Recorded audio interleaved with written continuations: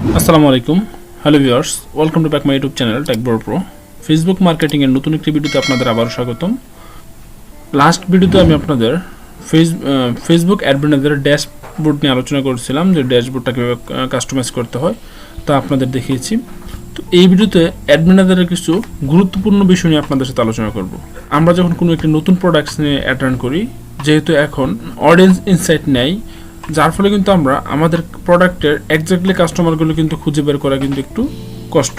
তার জন্য আপনি যখন কোনো প্রোডাক্টসের প্রথম একটি অ্যাড রান করলেন এবং এই অ্যাড থেকে যখন আপনি কাঙ্ক্ষিত রেজাল্ট যখন আপনি না পাবেন, তখন আপনি যে অ্যাডটা রান করছেন সেই অ্যাডটাকে একটু রিচার্জ করে কিন্তু আপনি পরবর্তী অ্যাডটা থেকে আপনি কাঙ্ক্ষিত রেজাল্টটাকে বের করে নিয়ে আসতে পারেন। তো কীভাবে আপনারা সেই কাজটি করবেন, কীভাবে আপনি আপনার এই অ্যাডটাকে রিচার্জ করবেন, সেই প্রসেসটা কিন্তু দেখাবো আমি এই ভিডিওতে। তো আপনি যদি আমার এই চ্যানেলে নতুন দর্শক হয়ে থাকেন এবং আমার এই ভিডিওগুলো যদি আপনাদের ভালো লাগে এবং হেল্পফুল হয়, তাহলে কিন্তু চ্যানেলটি সাবস্ক্রাইব করে নিতে পারেন, এবং যদি অলরেডি সাবস্ক্রাইব করে থাকেন তাহলে অসংখ্য অসংখ্য ধন্যবাদ। So let's get started.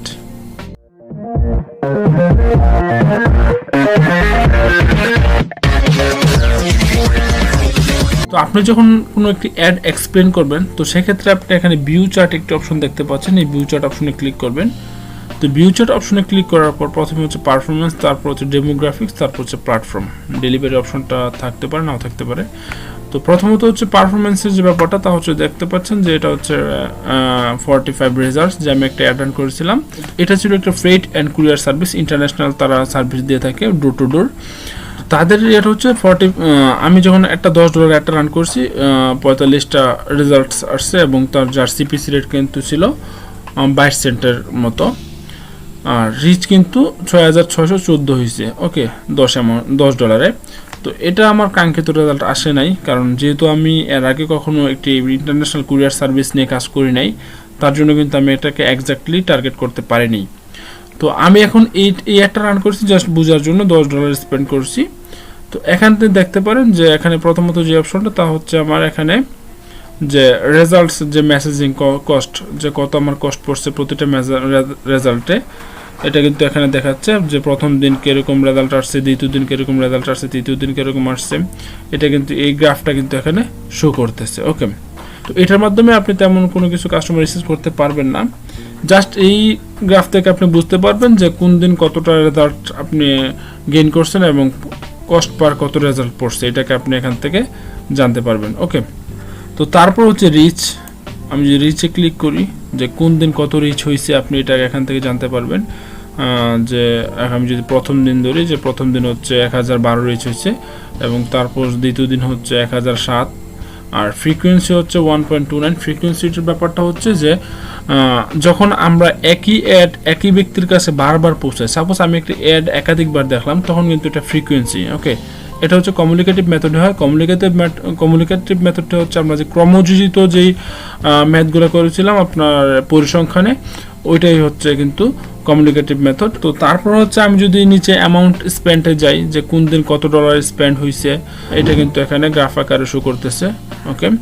আর এটা হচ্ছে নিচে হচ্ছে কাস্টমসে হচ্ছে ইমপ্রেশন, যে কোন দিন কতটা ইমপ্রেশন হয়েছে এবং ইমপ্রেশনের বদলতে কতটা অ্যাকশন হচ্ছে, কতটা অ্যাকশন আসছে।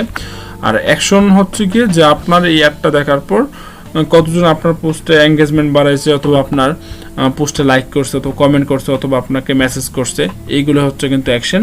তো প্রথম দিন হচ্ছে 1190 জন, কিন্তু 1190টা কিন্তু ইমপ্রেশন হচ্ছে, এবং তার যার পরিপ্রেক্ষিতে 27টা কিন্তু অ্যাকশন তৈরি হয়েছে। তো এই গ্রাফটা কিন্তু এটা ইস্যু করতেছে, ওকে। তো এটাই ছিল মূলত পারফরমেন্স। তারপর হচ্ছে আমি যে ডেমোগ্রাফিক, যে এটা খুবই ইম্পর্টেন্ট আপনি কাস্টমার রিসার্চ করার জন্য। দেখুন আমি যে একটা রান করছি, আমি জাস্ট আন্দাজ করে কিন্তু আমি এখানে 25 থেকে 45 এজটা দিয়েছিলাম, ওকে। তো এই 25 থেকে 45 এজটা দেওয়ার পর এখানে দেখতে পাচ্ছেন যে 25 যে ইয়াটা 25 থেকে 34, এটাতে এখানে কিন্তু সবচেয়ে বেশি আমার অ্যামাউন্টে স্পেন্ড হয়েছে। যেমন এখানে আমার যে টোটাল যেই 6600 কত যে একটা রিচ ছিল, ওইটা 56% কিন্তু আমার এই 25, যাদের এই 25 থেকে 34 তাদের মধ্যে কিন্তু স্পেন্ড হয়েছে। কিন্তু এখান থেকে কিন্তু আমি রেজাল্ট পাইছি কিন্তু 25টা, ওকে। এখানে হচ্ছে কস্ট পার রেজাল্ট হচ্ছে অ্যাভারেজ হচ্ছে 21 সেন্ট। আর এখানে যদি উমেনের ক্ষেত্রে চিন্তা করি, যে এখানে 11% হচ্ছে আমার রিচ করছে উমেনে, আর যার ইয়েতে আমি 5টা রেজাল্ট পাইছি, এবং কস্ট পার রেজাল্ট কিন্তু 47।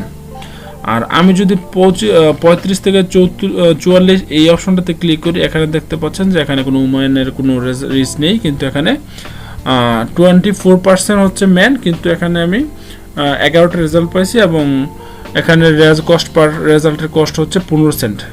এবং আমি যদি এখানে 45 যে বছর এটাতে ক্লিক করি, এখানে দেখতে পাচ্ছেন যে এখানে 9% ইউজ করছে, কিন্তু এখানে 4টা রেজাল্ট আসছে। আর এখানে কিন্তু কস্ট পার রেজাল্ট সবচেয়ে কম। তো এখন এই 3টা অপশন দেখে আপনি কি বুঝলেন? আমি যদি এই 3টা গ্রাফের সাথে তুলনা করি তাহলে কিন্তু এখানে কিন্তু কস্ট পার রেজাল্ট কিন্তু বেশি। আমি যদি 35-এ দেখি তাহলে কিন্তু 15, আর এখানে যদি আমি 45 দেখি এখানে কিন্তু 9। এখানে কারণটা কি, যে কেন যত বয়স বেশি তত কস্ট পার রেজাল্টটা কমলো? কারণ 25 বছর বয়সী ইন্টারন্যাশনাল বিজনেসম্যানের সংখ্যাটা কিন্তু বাংলাদেশে খুবই কম, যার জন্য কিন্তু এখানে রিচ করছে, কিন্তু তাদের সাথে কিন্তু ম্যাচ না করার কারণে কিন্তু তারা কিন্তু সার্ভিসটা নেয় নাই, বা কোনো রকম ক্লিক করে নাই, বা কোনো কিছু কোয়ারি করে নাই, জানতে চায় নাই, যার জন্য কিন্তু এখানে কিন্তু রেজাল্টের সিপিআর রেটটা কিন্তু হাই। আবার যদি আপনি 35 থেকে 44 বছরের কথা চিন্তা করেন, তখন এখানে দেখা যাচ্ছে যে 24% রিচ করছে, কিন্তু এখানে 11টা রেজাল্ট এবং সিপিআর রেট কিন্তু 15 সেন্ট। তো এখানে কিন্তু কমে গেছে, কারণ 35 বছর যাদের বয়স 35 থেকে 44, তাদের মধ্যে কিন্তু অনেকেই আছে যারা ইন্টারন্যাশনাল বিজনেস করে বা ইম্পোর্ট এক্সপোর্টের সাথে জড়িত, যার জন্য কিন্তু এখানে কমছে। আর আমি যদি একদম 45 থেকে 54-তে চিন্তা করি, এখানে 9% রিচ করছে, কিন্তু এখানে 4টা রেজাল্ট এবং সিপিআর রেট কিন্তু সবচেয়ে কম। এখানে যাদের কাছে একটা পৌঁছেছে তারাই কিন্তু ইন্টারন্যাশনাল বিজনেসের সাথে জড়িত, যার জন্য কিন্তু তারা নক করছে, এবং যার ফলে কিন্তু এখানে আমার রেজাল্টটা বাড়ছে। তো এই চার্ট থেকে কিন্তু আপনি আপনার কাস্টমারদেরকে রিসার্চ করে নিতে পারেন এবং বুঝতে পারেন যে আসলে আমার কাস্টমার এক্স্যাক্টলি কারা, এবং কারা আমার এই একটাকে বেশি রেসপন্স করছে। এবং নেক্সট যখন আপনি একটা অ্যাড রান করবেন, তখন কিন্তু আপনি এখান থেকে রিসার্চ করে যারা আপনার এক্স্যাক্টলি কাস্টমার, তাদেরকে কিন্তু আপনি একটা তাদের কাছে কিন্তু শো করাতে পারেন। তো তারপর যখন আমি প্ল্যাটফর্মে ক্লিক করব, প্ল্যাটফর্মে ক্লিক করার পর এখানে দেখতে পারেন যে আপনার একটা কোথায় বেশি ম্যাচ করছে। এখানে আমি ফেসবুক নিউজ ফিডের কথা চিন্তা করি, যে রিচ করছে 4414, রেজাল্ট আছে 35টা। এখানে অ্যামাউন্ট স্পেন্ড হয়েছে $8.92। আর আমি যদি এটাকে মেসেঞ্জারের কথা চিন্তা করি, আমি একটা শুধু মেসেঞ্জার এবং ফেসবুকে রান করছি, অডিয়েন্স নেটওয়ার্ক এবং ইনস্টাগ্রামে একটা দিই নেই। তো এখানে যদি মেসেঞ্জারের কথা চিন্তা করি, এখানে রিচ করছে 3196টা, কিন্তু রেজাল্ট আসছে 10টা। আর অ্যামাউন্ট স্পেন্ড হচ্ছে $1.08 জাস্ট। আর এখানে $8 হচ্ছে 35 সেন্ট, 35টা রেজাল্ট, আর এখানে $1 হচ্ছে 10 রেজাল্ট। তো আমি এটার সাথে যদি এই ফেসবুকের কথা চিন্তা করি, তাহলে কি আসতেছে যে এখানে $1 যখন 10টা রেজাল্ট আসে, আর এখানে $8 আসছে 35টা। তো আমি এটার সাথে যদি চিন্তা করতাম তাহলে কতটা রেজাল্ট আসতো? $8.80টা রেজাল্ট আসতো। তো দেখা যাচ্ছে যে মেসেঞ্জারটা কিন্তু আমাকে বেস্ট রেজাল্ট দিছে, এবং এটা কিন্তু আমাকে একটা এভারেজটা কিন্তু কমিয়ে ফেলছে সিপিআর রেটটা।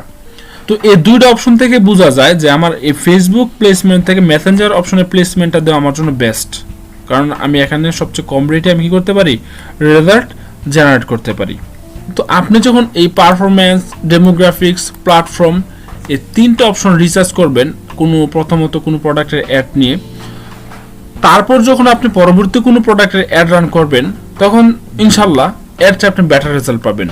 তো যদি আমার এই ভিডিও থেকে আপনারা কোনো কিছু শিখে থাকেন এবং আপনাদেরও কোনো কিছু জানার থাকে, বোঝার থাকে, তাহলে ডিসক্রিপশনে আমার ফেসবুক লিঙ্ক দেওয়া আছে, আপনারা চাইলে আমাকে সরাসরি ফেসবুকে নক করতে পারেন যে কোনো প্রবলেমে, আমি আপনাদের যথাসাধ্য হেল্প করবো ইনশাল্লাহ। তো যদি আমার এই ভিডিওটি ভালো লাগে তাহলে কিন্তু চ্যানেলটি সাবস্ক্রাইব করে নেবেন, পাশে থাকা বেল আইকনটি কিন্তু বাজিয়ে দিবেন। দেখা হবে আবার কোনো নতুন ভিডিওতে, সেই পর্যন্ত ভালো থাকুন, সুস্থ থাকুন, আল্লাহ হাফেজ।